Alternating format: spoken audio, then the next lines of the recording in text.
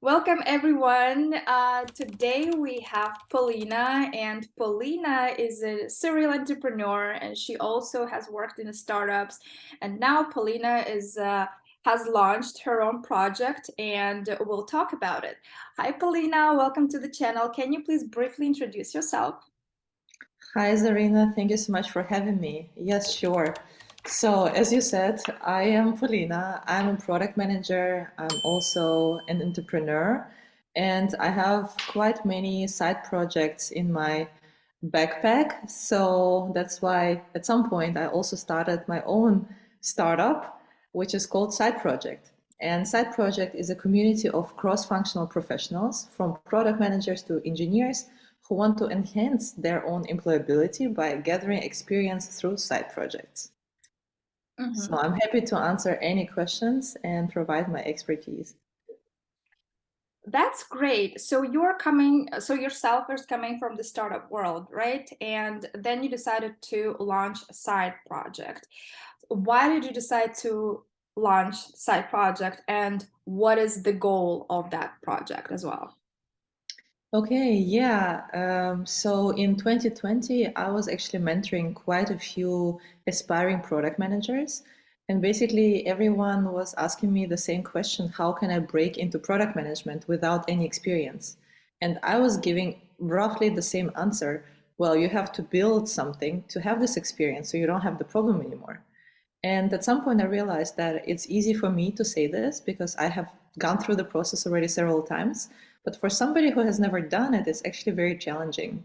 So at some point, I thought, okay, so why don't I do something for these people? Except of suggesting this, I will provide more guidance and more mentorship to help them build products. And this is how SideProject Community and Accelerator program was born. And since then, there were a couple of dozens of people who went through Accelerator and around 2,000 people who have joined the community and were willing to build products. And you're asking what is the main goal. So once again, I would say let's make a step back once again to summarize. So what is the main problem? The main problem I'm trying to solve is this chicken and egg problem. No job, no experience, no experience, no job. So that's why this is also my main goal, to help people learn by building products so they get this experience and they also get confidence to ace through their interviews and land jobs. Wow, I think that's an amazing mission. Do you have any success cases which you can mention where people gone through the acceleration program and then got a job? Oh yeah, quite a few actually. Actually, I would say most of the people who have gone through acceleration program through our accelerator got the jobs. We had a teacher who landed a job as UX designer. We had another teacher actually who went from being a teacher to a user researcher. We have customer success agent who went and became product manager at Meta actually. Wow. And another investment banker who became a PM at Mozilla. So you personally know her, and actually also many more. So I would say, the career paths were very different. People had different starting points, but what they all had in common is actually this a huge mind shift from, okay, I have no experience. I don't know actually how to talk about my transition during the interviews, and going through the program, gaining this experience, gaining the confidence, and being able to talk from real experience. And I think the additional benefit for all of them was that not only they aced through interviews, but they were actually better prepared for the real job. Mhm. And in current situation that we have these layoffs, hiring freezes, and everything, how do you think Side Project as a project that you created could potentially evolve? This is a great question. I was thinking about this a lot recently. So, just a little recap. I took a break from SideProject for quite some time because I was on maternity leave. So now coming back, the job market situation has changed a lot. A lot of hiring freezes, so many people laid off. So I was thinking, how can we actually help even more? And what do people need today? So of course, there are still people who are willing to transition careers, but there are also way more people who just want to get a job. And I believe where we can help is actually, probably expanding the scope of SideProject. In the beginning, or like before, it was really limited scope of helping people during limited period of time go from zero to MVP and gain the experience. And now I'm thinking about it more in a larger scope of what do people need? How can they benefit the most? And I think nowadays it's not just experience that they will gain, but maybe for some it will be more beneficial if they are able to generate a different stream of income, because the times are very turbulent. You don't know when are you going to get the next job. And many people are very positive. I'm also very positive, and I'm actually looking for a job myself at the moment. So I'm sure that at some point I will find a job. But during this period of time, first of all, I can be more productive. I can be doing, not just focusing on sending out my applications, but actually building something, upskilling during this time, reskilling during this time, and also potentially generating an additional revenue stream, which would also provide me, and I think more other people, just additional peace of mind. So not to be stressed in terms of, okay, I have this limited date until I can get the job, and then I don't know, what's going to happen. So that's why I think just expanding our scope, so why SideProject exists, why it's helpful, to potentially helping people generate revenue could be something that we'll be thinking about. So personally, I'm very interested in additional steps into that direction. That's interesting. So basically, SideProject was for the people who were trying to gain experience and put something on their resume and go through the job interviews knowing what to say because they have actually built something, right? So now you're creating something that could potentially help people to monetize or to kind of earn on the side by bringing their skills and experiences, right? So can you mention a couple of examples how that could work? Uh, Basically, you're building something small. The scope is still could be small. So my personal goal is to ease people into building. So I think at the moment we have, a little bit of a stigma. Either you're an employee and you have all the stability and kind of your salary and almost no risk, although the risk now is very high, like of losing the job, versus being a startup founder, which is very risky. The success is really not guaranteed. It is time intense, it is investment intense, but actually it doesn't have to be this way. So that's why I'm thinking that the limited scope of a side project could ease people into building things that could potentially lead to them becoming either side hustlers or startup founders, depending on the specific product that they're building and so on and so forth. But more specifically, what I'm thinking of, so, given the advancement of AI these days, I'm personally researching more and more into prompt engineering and of how you can leverage different AI tools in order to build products.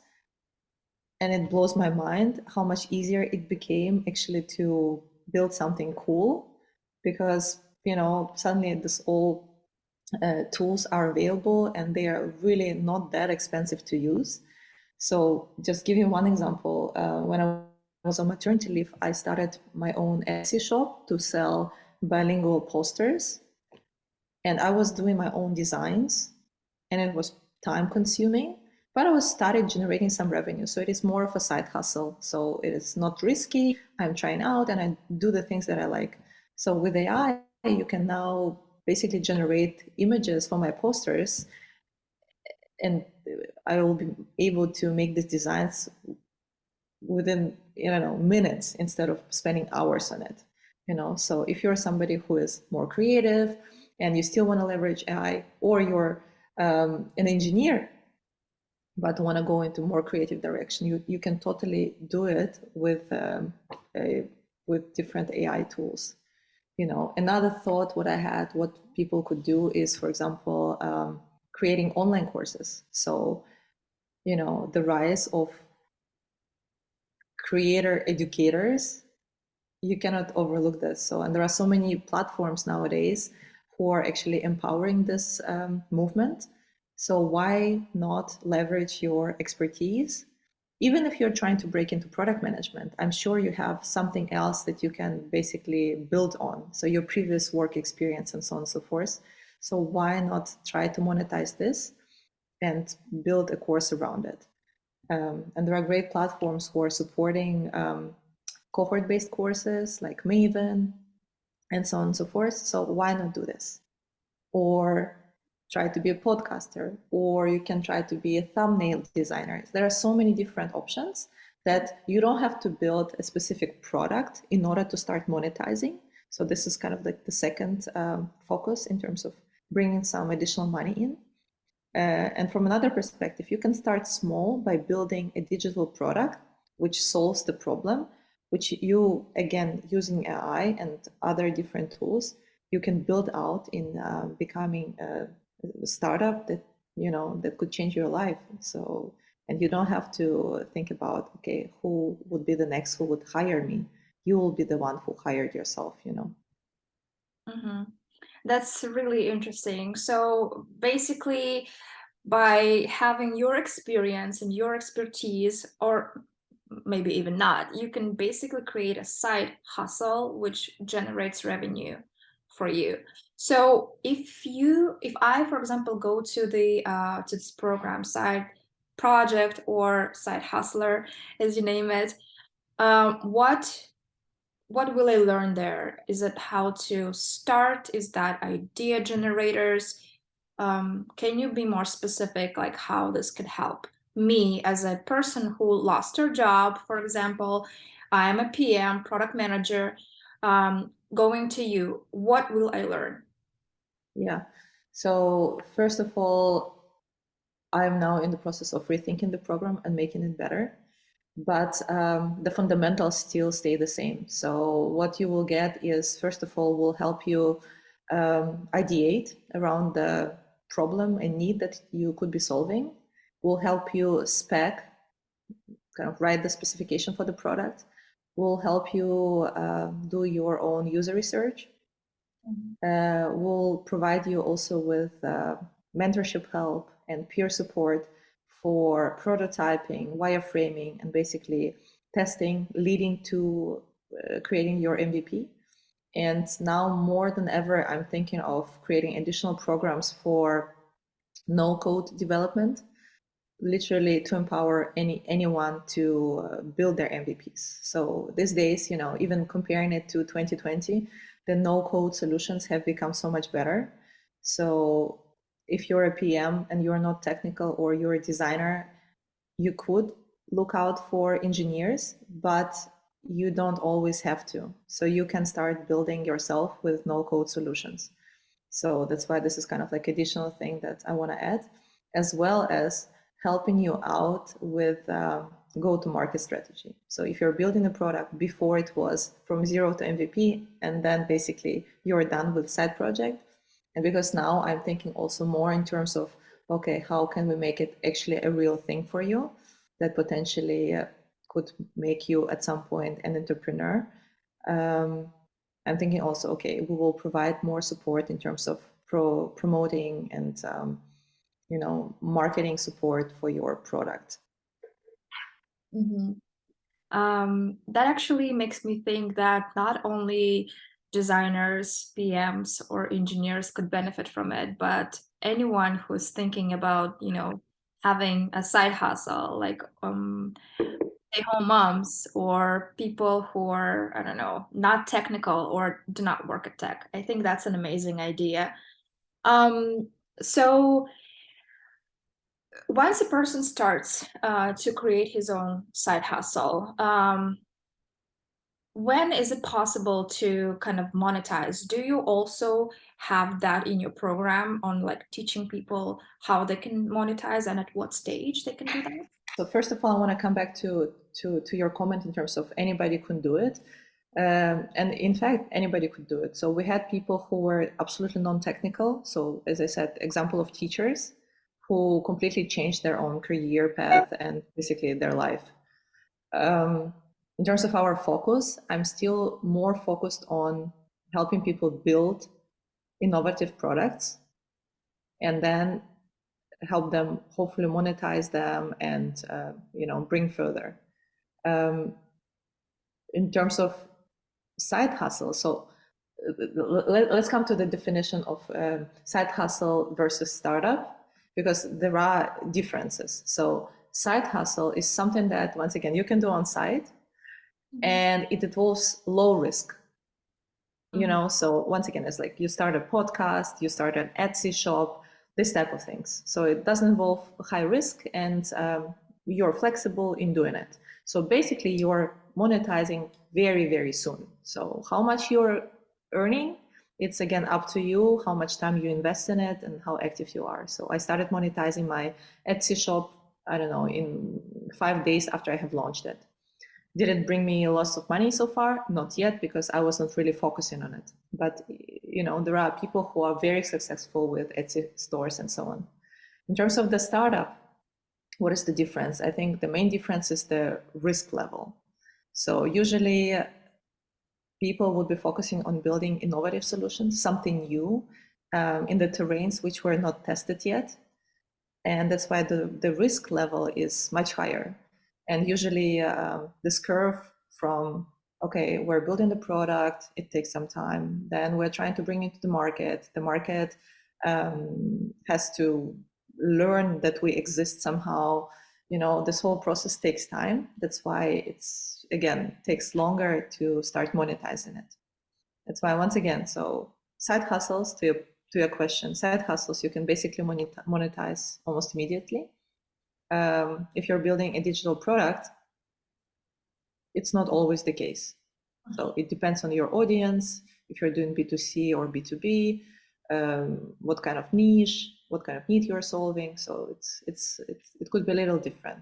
And once again, so my goal is to ease people into building things, so I don't want them, honestly, for somebody who's joining SideProject, I really want them to think, hey, I might invest like 12 weeks or like 2 to 3 months, and by the end of this time I'm going to have my MVP, and then they are free to do with it whatever they want. If they're happy with talking about it and presenting it during their interviews, great. I think I'm like super proud of them and I'm happy with that result. If they want to take it further, awesome. We'll be happy to help them out and support them on their way. That's amazing. So you also mentioned startups, right? I know that people, especially the ones who work in tech here in Silicon Valley, they really do have stigma about startups. It's scary because there is a lot of people, or the ratio of success and failure is greater on the failure side, right? So, and people invest money, they invest their time, they sell their houses just to start a startup, and people are scared. Do you know if side hustle potentially could turn into a startup, and is there a chance that person can potentially just dive into his project and make something big out of it? And what do you think could be an example for this? This is a great question. So not to go too far for an example, I would just use my own example, if you don't mind. Let me tell you a story of SideProject. So I started SideProject purely as a side project. So I was thinking, okay, is it a high risk? No. Can I test it quickly? So if people want to do the things that I want them to do, yes, I can test it quickly. Do I have to invest a lot? No. Do I need a big team? Do I need engineers to build it? No. So basically, there were so many no's that it led me to a decision that literally it's such a simple decision. The answer should be yes. So I started as a side project, very small scope still, right? So over the period of time, as I was talking to people more and more, and I was seeing that we're providing value, I started taking it more seriously. So from side project, it progressed in my head to, okay, it's kind of a side hustle. So I'm still open to other things that I want to do. I'm not focusing on it 100%, but it's interesting. It has potential. And the most important, I'm seeing the impact. I'm helping the people. So, and these days, so today, I'm thinking even one step further because I see the potential even more, and I see how I can enhance the product also with AI. So I have many ideas of like what kind of support I can give to people, how to simplify the process for them, how to simplify the process for me as well.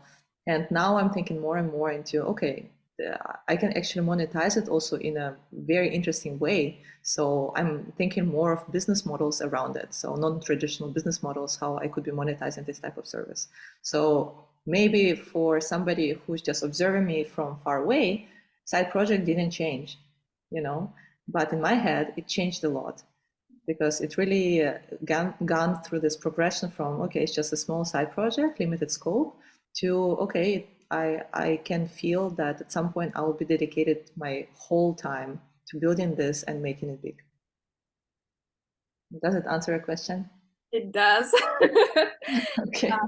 No, I think you're doing an amazing thing, and it's just I saw the impact because I've communicated with people who've gone through the accelerator, and I know the results, and they're great. So you also mentioned AI, and there's a lot of conversations around it, right? Some people are scared because AI can potentially substitute them at work.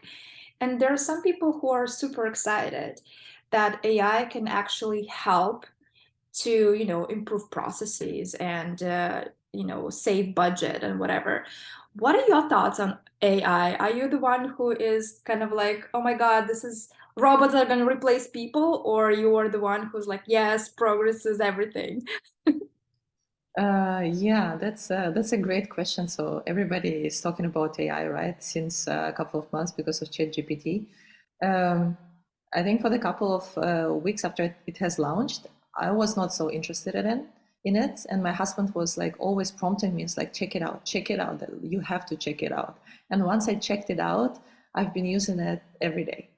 So I'm definitely the one who is very excited about the opportunities and possibilities. And once again, today, I was just binging on videos about prompt engineering, about different AI empowered business models, innovation, what it could bring, and all this stuff. It just fascinates me. It just honestly blows my mind because, in 2019, basically back then, like a couple of years earlier, I was working also on a product in a startup which was powered by AI.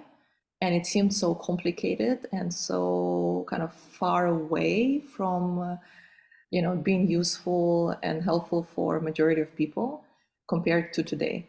So today, like literally everyone can use it and can benefit from it. So I'm very excited. At the same time, I'm also, I think, more on the realistic end spectrum. I don't know, many people say that AI will not replace you, but people who use AI would. I agree with that to some extent. So basically, you cannot hope to sit out and hope that at some point it will end and you will just don't want to deal with AI. You have to be actively involved into learning how it works and how you can leverage it and how you can become a better employee or a better entrepreneur by using AI. So this is what I'm trying to do now, and basically trying to think, okay, how can I enhance my programs with AI? I'm excited, but I'm also thinking that it will replace many jobs. So just today, I watched a video that was fully generated by AI. And I think such kind of production would have costed $100,000. I think it was written in description. So many people would have been involved in the production of this kind of video. So the question mark is like, what are they gonna do now? So many people argue that they were gonna do more creative work, but I honestly have my doubts that it's that simple. So you actually mentioned a really cool thing that I really like, that people who are learning how to use AI will be more in demand rather than a person who's going to be scared of AI. Do you think that AI, since it's going to be substituting a lot of people, like you mentioned in the video, that there were no people involved and the budget were super low, right? So how do we handle people who are, because not everyone's going to utilize AI, right? And eventually they're going to be outdated. So what do you think these people could do? Like potentially, like there's no jobs for them. So how do they survive? Uh, I think everybody should be reskilling these days. So it doesn't matter what kind of job you are doing, you have to be reskilling and looking around and thinking what else you could do. Like maybe 20 years ago, you could say, I studied in the university for 4 years, and this is the job I'm doing today. And I'm sure that in 20 years or in 30 years, I'll be still doing this job. It's not the case anymore. So I think everybody should be open to reskilling. Organizations should be supporting their workers. And I know there are many great companies which are focusing on reskilling and upskilling of workforce. And AI definitely also plays a huge role there, but also like what are other roles which are actually evolving given the advancement in technology, and how people really take part in this new world and new opportunities. So it's a big question. The only thing you cannot do is just pretend that nothing's happening. So because True. yeah. Maybe I should start recording my videos in AI too. Have my avatar speak for me. I mean, we can talk later, but I'm telling you, I watched today like probably like 6 or 7 videos about how anyone, like from podcasters to I don't know, creators, improve their workflows, and it's just mind blowing. What would be your advice to professionals who are struggling to get into the job market in the current situation, right? Because we have layoffs, we have hiring freezes, we have oversaturated markets. People are struggling to get a job. There are thousands of resumes or applications for one position. What would be your advice for these people? Yeah, I think in every situation you should be looking out for opportunities. It was the case in 2020 when many people, because of COVID pandemic, were taking a step back and rethinking their career trajectory, like what else they could be doing, what they cannot do anymore.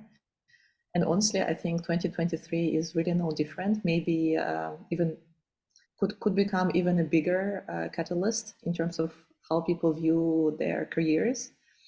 And honestly, from my perspective, I would really recommend everyone to think about building something, because we talked about reskilling, upskilling, and the best way to learn is by doing. So you have to be building something, and you have to be thinking of alternative revenue streams, because yeah, nobody knows when the market will become better, and if it becomes better, nobody knows when the hiring freezes will be over. And I would still say nobody knows how many jobs will be still there. Because if you see the example of Twitter, which is running with really low percentage of their employees and claiming that nothing has changed in terms of their productivity, it's also sending a big signal to other tech companies. That's why I think two things: build something And once again, in order not to overthink and not to be afraid of making the steps, build it with a low scope, like really small scope, but just build it. And the second part is build something. It doesn't have to be the same thing to generate additional revenue stream. Thank you so much, Polina, for this amazing interview. I got a lot of insights and a lot of things that are so clear in terms of like if you are struggling at your job search, start thinking about, something else to do on the side. Thank you so much for joining this interview session with me. I really appreciate it. Thank you for having me. It was fun. Thank you, Zarina.